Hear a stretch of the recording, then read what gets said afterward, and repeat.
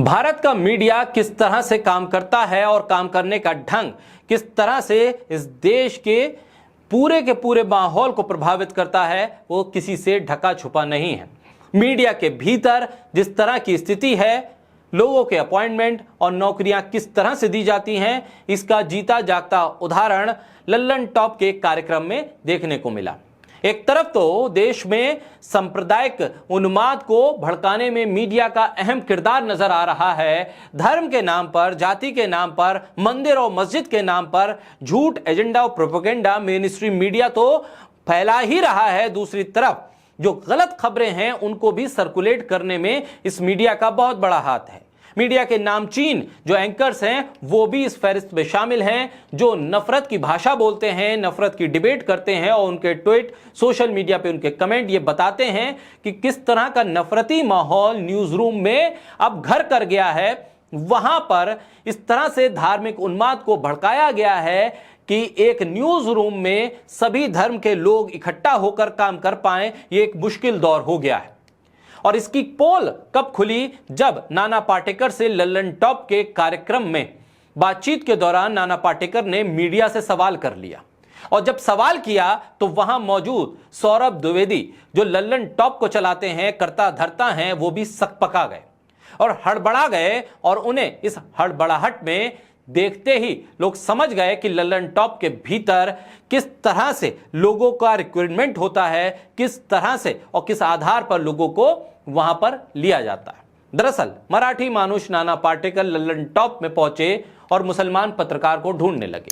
कहने लगे कि आपकी टीम में इतने सारे बच्चे बच्चियां हैं, कोई तो मुसलमान होगा, कहीं तो मुसलमान को आपने रखा होगा, जरा बताइए कौन मुसलमान है यहां पर। पत्रकार सौरभ द्विवेदी सामने वाली कुर्सी पे थे, एकदम से सकपका गए, क्योंकि उनकी पूरी टीम में कोई भी मुसलमान पत्रकार उनके जहन में नहीं आया। सकपकाहट और हड़बड़ाहट में उनको कोई नाम याद नहीं आया। वो तो लाज बचा ली कैमरे के पीछे खड़े एक मुसलमान नाम के शख्स ने, और सौरभ द्विवेदी कहने लगे, वो देखिए कैमरे के पीछे आवेश नाम का एक शख्स खड़ा है, वो मुसलमान है।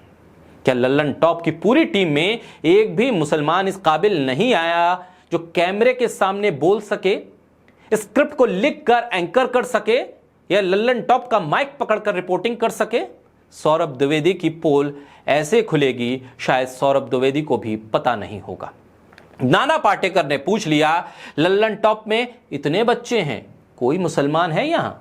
कोई मुसलमान नहीं है, लल्लन टॉप में एक भी मुसलमान नहीं। सौरभ द्विवेदी जब कभी भी स्पेशल गेस्ट में इंटरव्यू करते हैं तो पूरा स्टाफ बैठता है, सुनता है, सवाल करता है, पूछता है, लेकिन कभी किसी गेस्ट ने यह हिम्मत नहीं की कि सौरभ द्विवेदी से पूछ लें कि भाई इतने सारे लोगों में क्या सिर्फ एक ही जाति के लोग हैं, एक ही धर्म के मानने वाले लोग हैं? क्या इस देश का मुसलमान बच्चा जो अलग अलग मास कम्युनिकेशन इंस्टीट्यूट से पढ़ के आता है, वो इस काबिल नहीं है कि लल्लन टॉप की टीम में जगह बना सके? क्या ऐसा मुमकिन है कि लल्लन टॉप में एचआर के पास मुसलमान बच्चों ने सीवी भेजा ही नहीं होगा, अपना रिज्यूमे भेजा ही नहीं होगा? क्या इंटरव्यू की किसी दहलीज पर मुसलमान बच्चे लल्लन टॉप में क्वालिफाई नहीं कर पाए होंगे? सौरभ द्विवेदी को सामने आके बताना चाहिए कि कितना मुसलमान स्टाफ उनकी कोर टीम में है, कितने मुसलमान रिपोर्टर उनकी टीम में हैं, कितने मुसलमान एंकर उनकी टीम में हैं, और कितने कॉपी एडिटर, स्क्रिप्ट राइटर उनकी टीम में हैं। और यह भी बताना चाहिए कि जो इंटरव्यू के लिए वो शॉर्टलिस्ट करते हैं उसमें कितने मुसलमान लोगों को शॉर्टलिस्ट करके उन्होंने अब तक बुलाया है।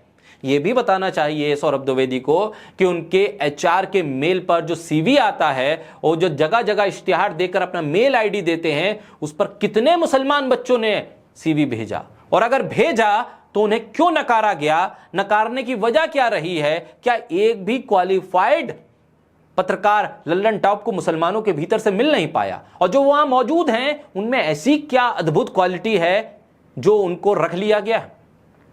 ऐसे ही उन्होंने नाना पाटेकर को बुलाया था, अपना 100वां एपिसोड कर रहे थे, इंटरव्यू के लिए बुलाया, तो नाना पाटेकर ने पूछा, यहां कोई मुसलमान है? सौरभ द्विवेदी पहले तो सकपका गए, फिर बाद में बताया कि कैमरे के पीछे आवेश है। चलिए भला हो उस आवेश का जिसने थोड़ी सी सकपकाहट को कम करवा दिया, थोड़ी सी लाज बचा ली। इतने बड़े देश के एक बहुत बड़ी आबादी और लगातार मास कम्युनिकेशन और जर्नलिज्म करके बाहर आने वाले मुसलमान बच्चों में से सिर्फ एक आवेश लल्लन टॉप की टीम में नजर आया।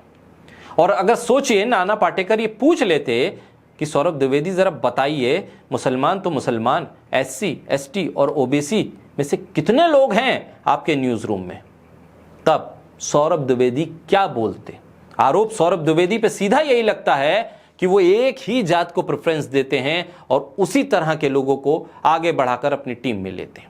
सवाल सिर्फ सौरभ द्विवेदी का नहीं है, सवाल है भारतीय मीडिया का, क्योंकि वो कितना कम्युनल हो गया है और किस तरह से न्यूज रूम का माहौल सांप्रदायिक किया गया है कि मुसलमान बच्चों का उस न्यूज रूम में जगह बना पाना मुश्किल हो रहा है, या यूं कहें उनको जगह बनाने नहीं दी जा रही है। ऐसे में तमाम सवालों का जवाब इस मीडिया को देना ही होगा, ताकि पता तो चले, और तमाम चीजों को सार्वजनिक करना चाहिए कि आखिर पता तो चले इस देश के मुसलमान बच्चों के साथ कथित चौथा प्लेयर न्यूज रूम में करता क्या है।